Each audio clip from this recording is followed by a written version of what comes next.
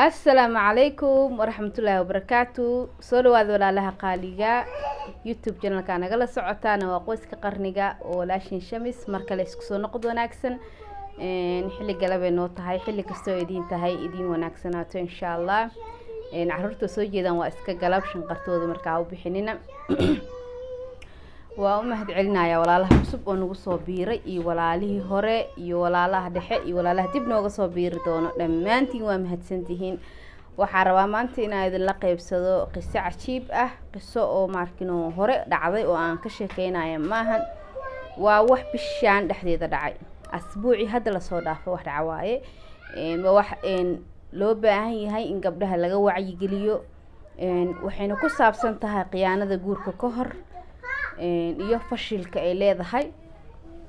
arintaana waxay ku dhacday wiil walaalkeen ah, hadda awal maqli jirteen oo ogeydeen gabdhaha in la qiyaamo shanqarta yaa u bixinina adna naqasoose haddii markino aad hore u maqli jirteen gabar la qiyaamay, gabar la dhibaateeyay, gabar la dhaawacay, gabar saan loo sameeyay, hadda gabar baa wax qiyaantay wiil dhan meel fog uga yimaaday, dhulka la jirtay oo diiratay. qaabkay wax u dhaceen arbaa marka inaan isdul taagno haddii ilaahay raali ka noqdo idin faahfaahiyo.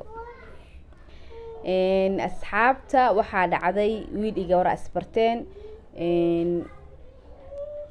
inay qadka iska barteen aan ahaan qiyaasooya, laakiin waa laga yaabaa inay dad isbareen. wiilkii gabadhii way sheekeysan jireen, se u sheekeysanayeen. wiilkay asoo maqan ayuu gabadha biil meel u saaray, aad u dhaqaaleyn jiray, wuu biili jiray asoo qabin, way sheekeysan jireen. ugu dambeyn waxaa dhacday inay guur ku heshiiyeen. markay guurkii ku heshiiyeen, wiilkii wadan fog uu ka imaaday, uu soo qalab qaatay, gabadhii uu usoo shopping gareeyay, lacag dhowr kun ugu soo shopping gareeyay, mobeelada qaaliga hadda socda ayuu shopping wixii gabar adiga loogu shopping gareey lahay wadankii ay gabadhii joogtay oo Afrikadan ah ayuu imaaday.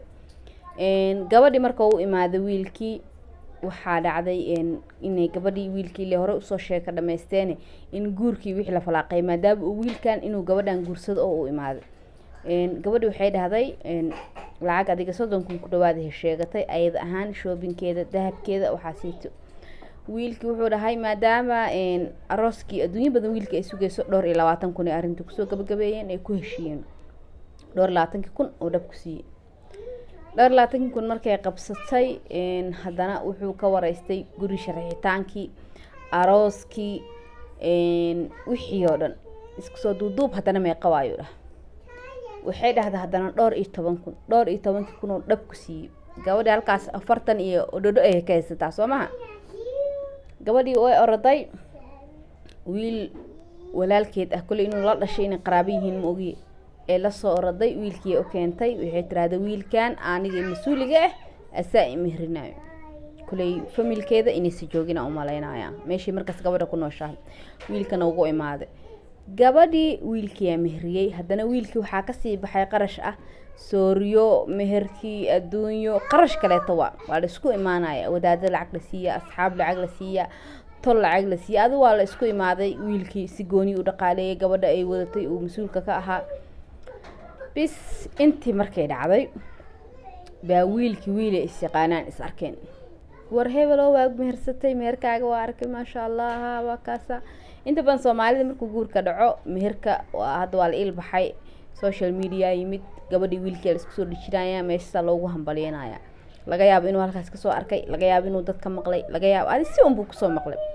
wiilkii wuxuu dhahay war ma gabadha heblaaya guursada, gabadhaas waa aqaana, war ma taqaana, ha maasha Allah haye warisi. adu waa la sheekaystay. gabadha wuxuu sheegay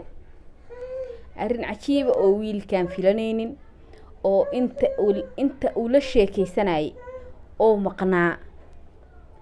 aysan u sheegin, oo wali xataa ka soo fakanin. xataa haddii u sheegi lahayd wax dhan ay ahaan lahayd, ama markaas wiilka go'aan oo qaadan lahaa ama ku qaadan lahaa.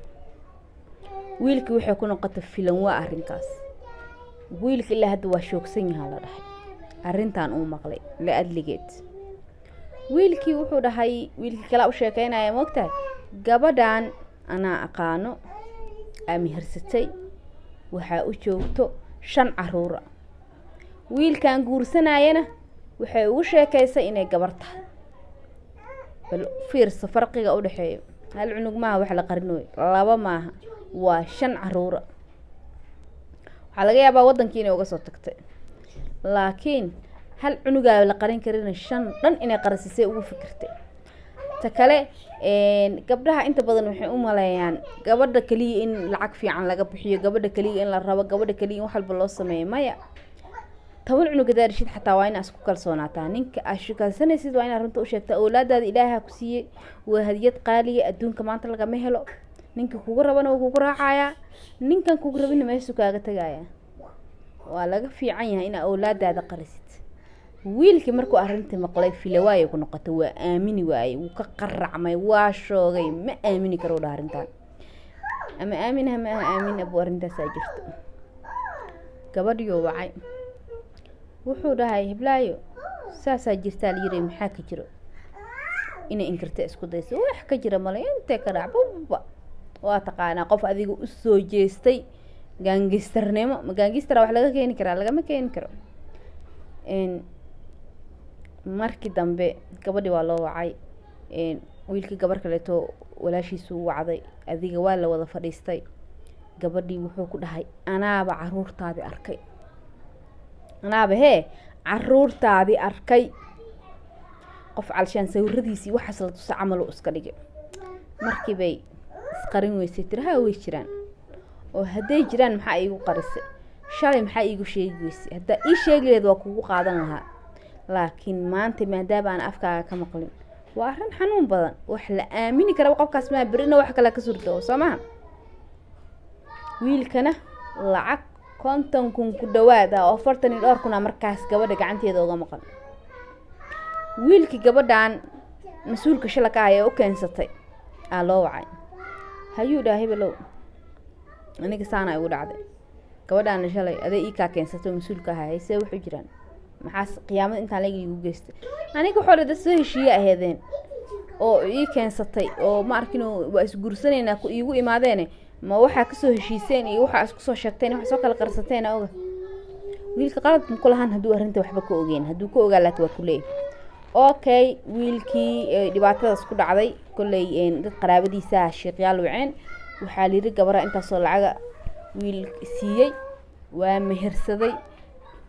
saanaana ku dhacday ka warama culimadii waxay dhaheen lacagtiisii oo dhan wiilkaas in loo soo celiyo xaq u leeyahay maadaama la qiyaam gabadhii markii wiilkii uu la hadlay in iswaawashay bilowday hadda hala ay furo haba lagu furo muxume xoolo islaameed ma ogasha inaa bixisid ilaa wiilkan lacaga ka maqan lacagta waxa wiilka uga daran wiilka waa shoogay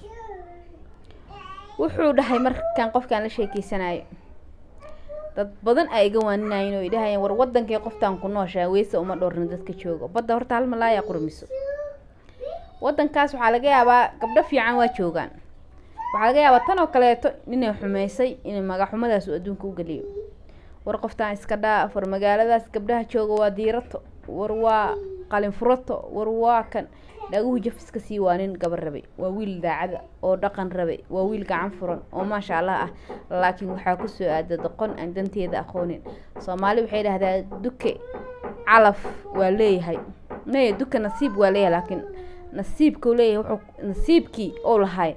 wuxuu ku calaf wixii uu nasiibku u helay calaf ku calfado male wiilkaas horta xanuun badan soo gaaray wiilkii asaga ahaantiisa hadda shoogay because qofka markuu daacad yahay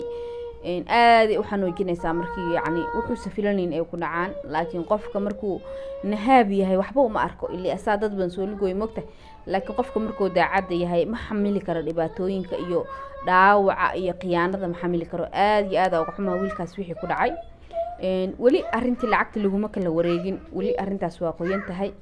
waxaan rajaynayaa gabdhaha Soomaaliyeed inay qiyaanadaas oo kale ku baraarugin in awlaadooda qarnin ninka ay guursanay inay saqiyaano u guursanin iyo interest haddii ninkan aad rabin noloshiisa rabin iska dhaaf maxaa hooyo jabsfiir adneerana qasuusay marka waa kaasahay asxaabe arintaas aadka u xanuunka badan oo wiilkaas walaalkeena soo gaartay aad iyo aad uga xunnahay waxaan rajaynaynaa gabadhaas inay wiilkaas ee qarashkiisa u soo celiso maadaaba ee qiyaantay ee soo lugooysa asagana soo maaha calaa duul gobolka uu kasoo jeeday inta aado oo bareega ku goosta gabarha kasoo guursado iyo garoob wixii ilaahay calaf ugu daraba ila garoobaduna ma wada xumo mid xuna iska jirto gabdhaha laftirkooda mid gaangistarada waa iskaga jirtaa laakiin gabar familkaaga iska soo guurso Soomaali waxay dhahdaa ushaada inaa u dhiibi karto inaa ka qaadan karto loo dhiibtaa inkastooba gur oosan qabiil lahayn oo dadku ay isfahmi karaan laakiin qofka saas oo kale loo dhiibaatay gabar dambe oo bartay ku dhiiranay inuu guursado laakiin familkiisa iska aad gabar ka soo doonto gabar ka soo wato oo ka soo guursado calashaanan ka wadaa gabar iska masaakiino miyiga iska joogta iska soo guursado adduunyo dhan war u weyn insha Allah waxaan u rajeynayaa maadaama ay hadeertaan dhibaatada soo gaartay inuu Ilaahay ka dambe u hagaajiyo wixii ka soo kordhana waa arki doonaa laakiin dumarow hala iska dhaafo qiyaanada iyo lugooyada rag yaa shan farood dheeraateen marka arrinkaas rabin inaan la qaybsado wiilkaas waxa ku dhacana waa ka xumahay mar walba dumarka loo heli maahan hadii dumarka qaldan yihiin waa in la karbaasha hadii rag qaldan yihiin ka daran marka waa kaas asxaabe muuqaalkan hada intaan ku soo gaartay waa mahadsan tahay aad oo mahadsan tahay laakiin waxa ilowday inaan muuqaalka share garay suulka kor u qaad